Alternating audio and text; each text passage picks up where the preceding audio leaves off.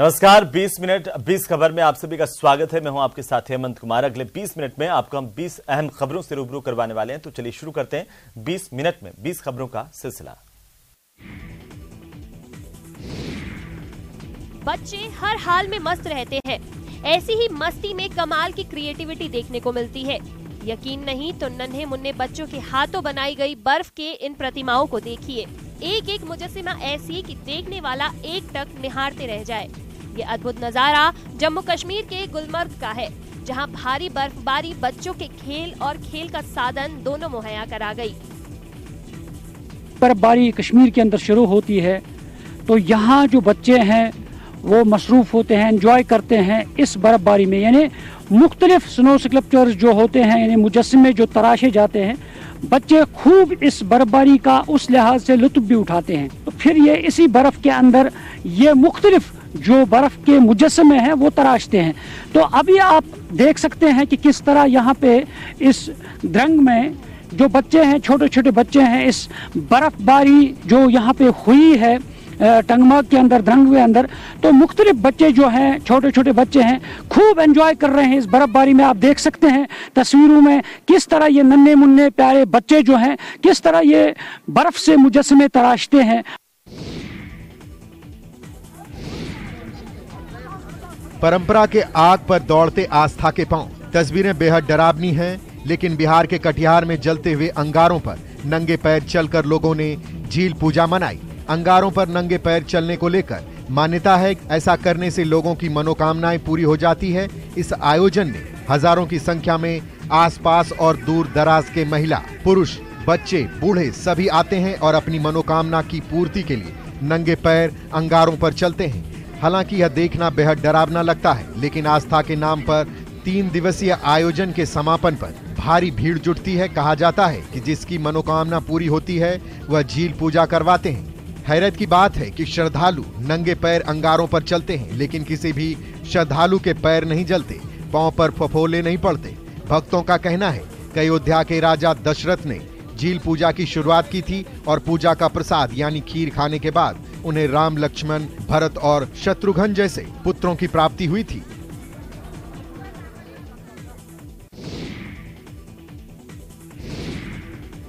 नदियों में बढ़ रहे प्रदूषण को लेकर चिंता तो जताई जा रही है, मगर इसे कम करने को लेकर सरकारी प्रयास नाकाफी साबित हो रहे हैं। यही वजह है कि हौसले से लवरेज एक 4 साल की मासूम महाराष्ट्र से मध्य प्रदेश तक नर्मदा की पैदल परिक्रमा कर पर्यावरण संरक्षण समेत नदियों को साफ रखने का संदेश दे रही है। बता दें कि मासूम राजेश्वर गिरी 25 किलोमीटर रोज पैदल चलती है। नन्हे कदमों को परिक्रमा पथ की पथरीली और कटीली पगडंडी भी नहीं डिगा पा रही। अपने माता पिता के साथ नर्मदा की पैदल परिक्रमा कर रही 4.5 साल की मासूम राजेश्वरी की नर्मदा के प्रति भक्ति और आस्था देखकर हर कोई हैरान है। खेलने कूदने की इस उम्र में महज 4.5 साल की ये बिटिया रोज 25 से 30 किलोमीटर पैदल चलती है। मासूम परिक्रमा के दौरान पिछले 3 महीने से अब तक करीब 2500 किलोमीटर पैदल चल चुकी है।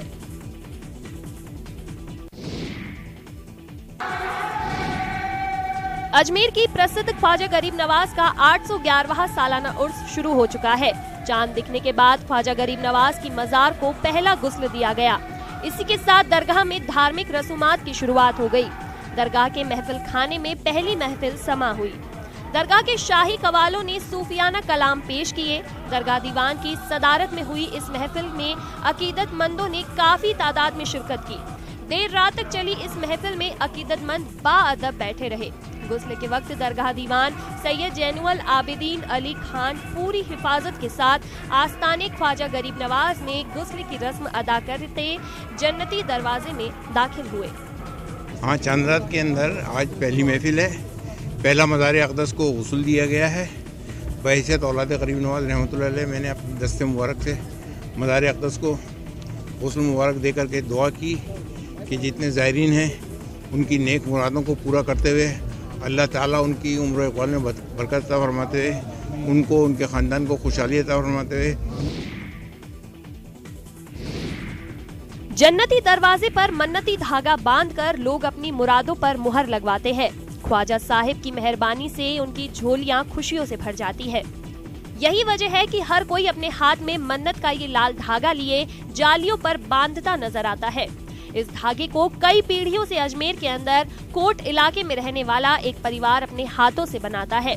इस परिवार को उर्स का भी बड़ी बेसब्री से इंतजार रहता है, क्योंकि उर्स में इस धागे की कमाई से उनका परिवार पलता है। घर का खर्च निकल जाता है। ये परिवार दिन रात एक कर इन धागों को तैयार करता है। पहले धागे लेकर उन्हें सुलझाया जाता है और इसके बाद इसे रंग कर सुखाया जाता है। सूखने के बाद फिर इन धागों को तोल के हिसाब से बेचा जाता है, तब कहीं जाकर इन्हें अपनी मजदूरी मिल पाती है।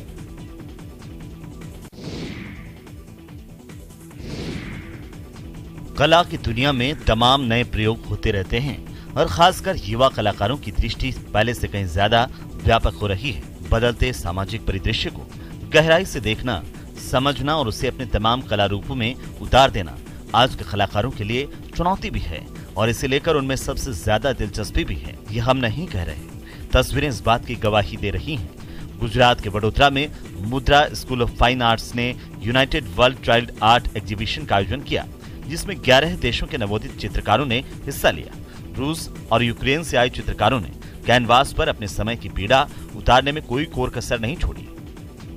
थीम जो है ये एग्जीबिशन का वो हैप्पीनेस है और कॉन्सेप्ट तो ये है कि आप ये दरिया में आओ, कलरफुल दरिया में, और डूबो सब लोग। पेरेंट्स भी आओ, बच्चे भी आओ, टीचर्स भी आओ, सब लोग आओ। कौन सी थीम रखी है और कितनी कंट्रीज की है? इसमें टोटल 11 कंट्री है including India. And theme happiness है बिकॉज हम 2 साल से कोविड में से पास हुए हैं, तो मुझे ऐसा लगता है कि पूरा वर्ल्ड जो है थम सा गया था और उसको हमने थोड़ा सा गति दिया, क्योंकि वर्ल्ड अभी शुरू हुआ है, तो हमने सोचा क्यों ना कलरफुल वर्ल्ड से शुरुआत की जाए। हेडमास्टर का ट्रांसफर हुआ तो स्टूडेंट और टीचर फूट फूट कर रोए। इतना ही नहीं, लोगों ने हेडमास्टर को घोड़े पर बैठाकर डीजे के साथ गांव में परिक्रमा लगवाई। मामला अलवर जिले के मुंडावर का है। Senior secondary school Shri Krishna Nagar में दिनेश कुमार यादव हेडमास्टर लगे थे। यादव का 28 दिसंबर को ट्रांसफर अलवर के बहरोड के खोर बसई के स्कूल में हो गया। 21 जनवरी को यादव यहां से रिलीव हुए। रिलीव होते समय स्कूल के स्टूडेंट और टीचर रोने लग गए। वे बिलखते स्टूडेंट्स के आंसू पहुंचते रहे। स्टूडेंट भी उनसे लिपट कर न जाने की गुहार लगाते रहे। गांव वालों ने भी यादव को भावुक होकर विदाई दी। बच्चे तो बच्चे, साथ ही टीचर्स भी अपने आंसू नहीं रोक पाए। करीब 3 साल में हेडमास्टर ने भामाशाहों को प्रेरित कर स्कूल में 7 नए कमरे बनवाए। पुराने जर्जर 4 कमरों को तुड़वाकर वापस खड़ा करवाया। करीब 1 करोड़ 25 लाख रुपए भामाशाहों से लेकर स्कूल की काया ही बदल दी। स्कूल में मेन गेट हो या फिर मंच, हेडमास्टर ने जी जान लगाकर स्कूल को निखार दिया। दिनेश कुमार ने 100% परीक्षा रिजल्ट दिया है। उन्होंने बच्चों को पीटना तो दूर, कभी डांटा तक नहीं।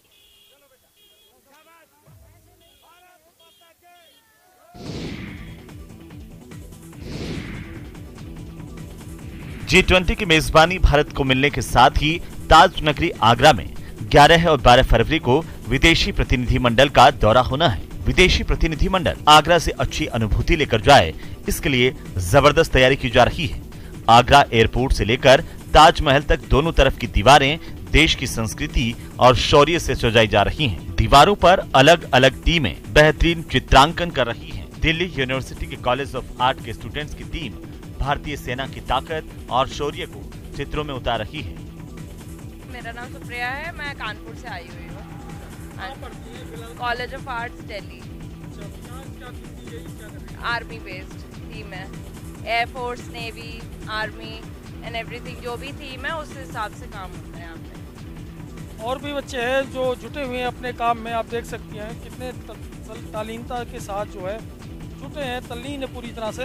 आप बताइएगा क्या नाम है आपका और ये क्या कर रहे हैं? मेरा नाम कलश है और हम यहाँ पर 26 जनवरी के से रिलेटेड हम लोग एयरफोर्स से रिलेटेड हम लोग अपना काम कर रहे हैं। बच्चे को जन्म देना सबसे सुखद एहसास में से एक है, जिसे एक माँ ही अनुभव कर सकती है, भले ही वो माँ बेजुबान ही क्यों ना हो। ऐसा ही एक वीडियो आपके टीवी स्क्रीन पर है। इसमें सफारी के बीचों बीच माँ को दर्द उठा तो हाथियों ने घेर कर उसकी डिलीवरी करवाई। सैकड़ों लोगों ने इस खूबसूरत लम्हे को देखा और दंग रह गए। वीडियो मसई मार रिजर्व केनिया का है। इसमें दिख रहा है कि पर्यटक का एक समूह सफारी पर था, तभी उनको दिखा एक हथनी घास के मैदान में बीचों बीच खड़ी है और वह रिमझिम बारिश में बच्चे को जन्म देने की तैयारी कर रही है। तभी उसके परिवार के सदस्य यानी तमाम हाथी एक झुंड बना लेते हैं, जैसे आमतौर पर घर परिवार की महिलाएं डिलीवरी के वक्त बना लेती हैं। हथनी दर्द से कराहने लगती है। पर्यटकों को कुछ समझ आता उससे पहले ही एक चुलबुला हाथी का जन्म हो जाता है। इसके बाद हथनी अपने बच्चे को दुलारती हुई नजर आती है। बच्चे के जन्म लेते ही सभी हाथी उसके पास आते हैं और खुशी मनाते हैं। वो भी बच्चे को दुलारने लगते हैं।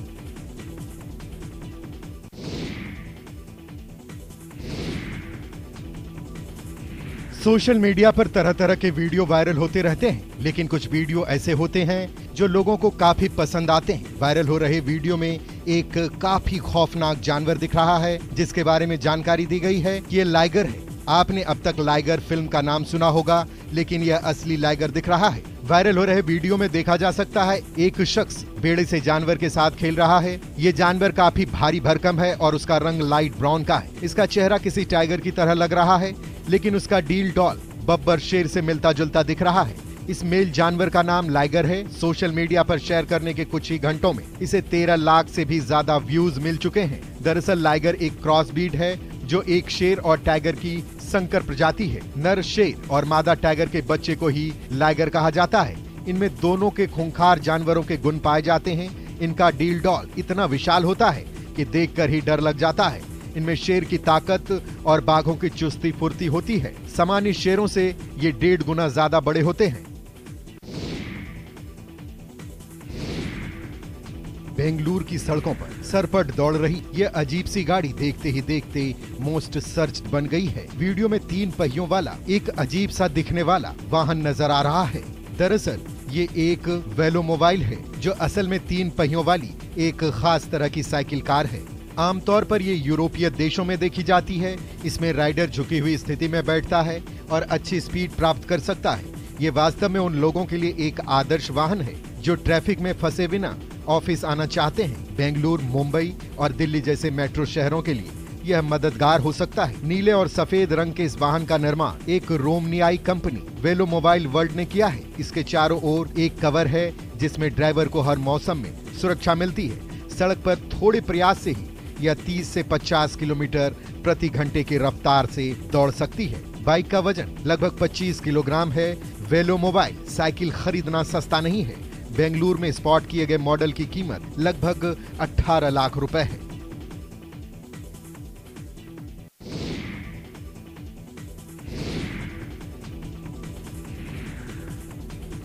सड़क पर यमराज को देखकर चौंकने की जरूरत नहीं है। ये सब एक जागरूकता कार्यक्रम अभियान का हिस्सा है। वसंत पंचमी आ रही है और इस मौके पर होने वाली पतंगबाजी के लिए चाइनीज मांझे की बिक्री जोरों पर है। चाइनीज मांझे के कारण आए दिन गंभीर दुर्घटनाएं हो रही हैं। यहाँ तक कि राह चलते लोगों की जान तक पर भी बन आ रही है। तीर्थ नगरी हरिद्वार भी इससे अछूता नहीं है। यहाँ भी चाइनीज मांझे की वजह से कई परिंदों के घायल होने की खबरें आ रही हैं। लिहाजा लोगों को जागरूक करने के लिए एक अनोखा कार्यक्रम आयोजित किया गया। यमराज खुद कोतवाली पहुंच गए। यमराज ने सड़कों पर उतरकर लोगों से चाइनीज मांझे का प्रयोग नहीं करने की अपील की। नुक्कड़ नाटक करके भी लोगों को इस मांझे का प्रयोग नहीं करने की अपील की गई। चाइनीज मांझा के विरुद्ध जो है मैंने संबंधित थानाध्यक्षों को भी निर्देशित किया है और मैंने स्वयं भी छापेमारी की है, लेकिन उनकी दुकानों में, उनके घरों में भी छापेमारी की है, लेकिन नहीं मिला है। अब इन लोगों का कहना है कि ये अपनी दुकानों में नहीं रख रहे हैं, बल्कि 4-6 घर दूर ये अपने किसी प्राइवेट किसी अन्य के मकान में रख रहे हैं। तो अब जैसे पता चलेगा तो हम लोग उन घरों में भी जो है छापेमारी करेंगे।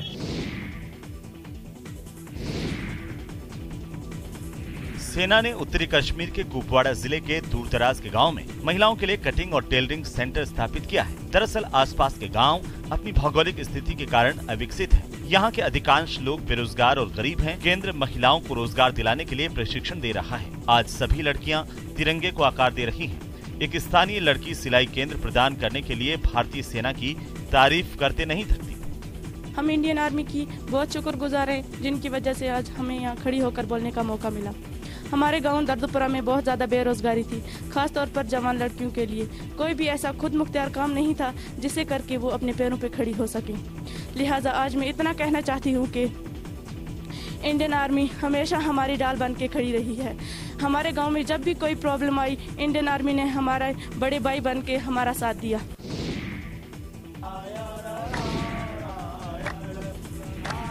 पहले बिहार और फिर यूपी के चंद सियासतदानों की जुबान से रामचरितमानस के खिलाफ की गई टिप्पणियों पर बनारस ने अपने ही तरीके से उनका विरोध करने की ठानी है। बनारस के घाट पर नारायण नारायण का जवाब उसी विरोध का तरीका है। पीढ़ियों को गढ़ने वाले गोस्वामी तुलसीदास की कालजयी रचना रामचरितमानस पर छिड़े सियासी घमासान पर बनारस के संकट मोचक मंदिर के महंत प्रोफेसर विशंबर नाथ मिश्रा ने मानस का विरोध करने वालों को मानस का अर्थ समझने और उटपटांग बयानबाजी से बचने की सलाह दी है। शब्द का अर्थ अगर आपको ठीक से नहीं मालूम होगा, उसके भाव नहीं स्पष्ट होंगे, तो आप फिर इसी तरह की उटपटांग बयानबाजी करेंगे। हम तो कहेंगे रामचरितमानस के बारे में बोलने के पहले आपको परहेज करना चाहिए।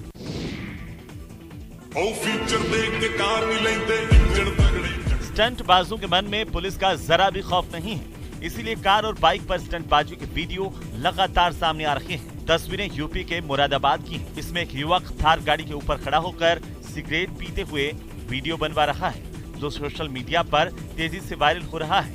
बताया जा रहा है कि ये reel famous YouTuber Mohammad Faizan की है, जिसमें वो मुरादाबाद दिल्ली हाईवे 24 पर गाड़ी खड़ी कर उस पर चढ़कर सिगरेट पीता नजर आ रहा है। हाईवे पर बना ये वीडियो वायरल होने के बाद पुलिस ने कार्रवाई की बात की है।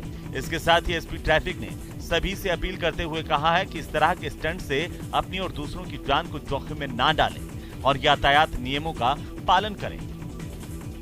सोशल मीडिया के माध्यम से एक वीडियो प्रकाश में आया है, जिसमें एक व्यक्ति गाड़ी के ऊपर खड़ा होकर स्टंट करता हुआ नजर आ रहा है। गाड़ी का नंबर उसमें दिख रहा है। गाड़ी के नंबर से गाड़ी की पहचान करके आवश्यक कार्रवाई की जा रही है। और आपके माध्यम से मैं अनुरोध करना चाहूँगा सभी लोगों से कि पिछले कुछ दिनों में इस तरह की गतिविधियाँ प्रकाश में आई हैं। हमारा बार बार अनुरोध यही है कि यातायात के नियमों का पालन करते रहें।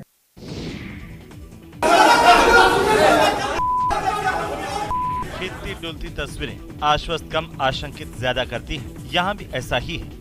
जमीन की नापी के लिए अंचल कार्यालय पहुंचे दो पक्ष एक दूसरे से मारपीट कर बैठे। तस्वीरें बिहार के मुंगेर से हैं। तारापुर थाना इलाके के बड़भाड़ा गांव के रहने वाले दो पक्षों के लोग जमीन नापी के विवाद में अंचलाधिकारी के नोटिस पर अपने कागजात दिखाने पहुंचे थे, लेकिन यहां दोनों पक्षों के बीच जमकर मारपीट हुई है। इसका वीडियो सोशल मीडिया पर तेजी से वायरल हो रहा है। इसे लेकर दोनों पक्षों ने तारापुर थाने में अलग अलग आवेदन देकर दर्जन भर लोगों को नामजद किया है। वहीं इस मारपीट में दोनों पक्षों के लोग एक दूसरे से घायल हुए हैं, जिन्हें अस्पताल में भर्ती करवाया गया। वैसे न्यूज 18 राजस्थान इस वायरल वीडियो की पुष्टि नहीं करता है।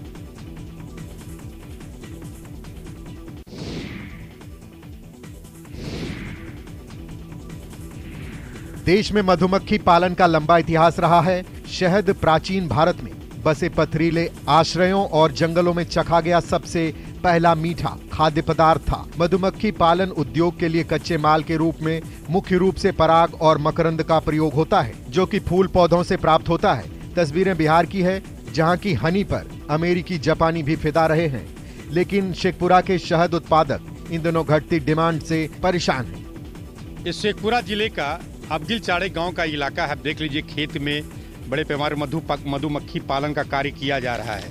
यह जो मधुमक्खी पालन हो रहा है, इसका जो भोजन मधुमक्खी को मिल रहा है, ये सरसों का फूल से मिलता है। लेकिन सबसे बड़ी बात यह है कि जो भी सरसों के फूल से जो ये मधुमक्खी अपना ग्रहण करते हैं भोजन, उससे जो बनता है मध, उसका डिमांड शायद लोकल बाजार में नहीं होता है। इसका डिमांड फॉरेन में, यूक्रेन और चीन, चाइना जैसे इलाकों में हो रहा था, लेकिन इन दिनों भी चूंकि युद्ध होने के कारण बंद है। बाइक पर डॉक्टर साहब आए और बदहाली का वीडियो बना रहे पत्रकार पर टूट पड़े। यूपी के मऊ जनपद के जिला अस्पताल से हैरान करने वाला मामला सामने आया है। यहाँ पर एक पत्रकार को अपनी पत्रकारिता का धर्म निभाना भारी पड़ गया। डॉक्टर ने पत्रकार को हेलमेट से मारा। ये देखिए, तस्वीरें भी इस बात पर मुहर लगा रही हैं। आरोप है कि जिला अस्पताल की इमरजेंसी में डॉक्टर मौजूद नहीं था, इसे लेकर पत्रकार वहां पर वीडियो बना रहे थे। आरोप है कि ये देखकर भड़के डॉक्टर ने हेलमेट से पत्रकार पर हमला कर दिया। जानकारी के मुताबिक जिला अस्पताल की इमरजेंसी में कोई भी डॉक्टर नहीं था। जिसका पत्रकार वीडियो बना रहे थे और अपनी पत्रकारिता के धर्म का पालन कर रहे थे। मगर यह बात इमरजेंसी में ड्यूटी पर तैनात डॉक्टर सौरभ त्रिपाठी को नागवार गुजरी। आरोप है कि डॉक्टर सौरभ त्रिपाठी तभी आए और पत्रकार का मोबाइल छीनने की कोशिश करने लगे। घटना की जानकारी मिलने पर जिला अस्पताल में पुलिस भी पहुंची और पूरे मामले की जानकारी दी। पुलिस ने दोनों पक्षों से पूरी घटना की जानकारी ली है। पीड़ित पत्रकार की शिकायत पर पुलिस ने जांच शुरू कर दी है। बागेश्वर धाम के पीठाधीश्वर पंडित धीरेन्द्र शास्त्री को जान से मारने की धमकी मिली है। बताया जा रहा है कि एक फोन कॉल के जरिए धीरेन्द्र शास्त्री को धमकी मिली है।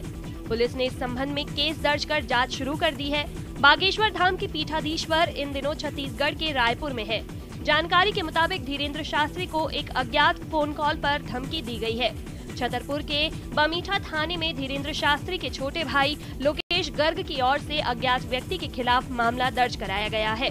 पुलिस इस मामले की जांच कर रही है। धीरेन्द्र का अभी रायपुर में दिव्य दरबार चल रहा है।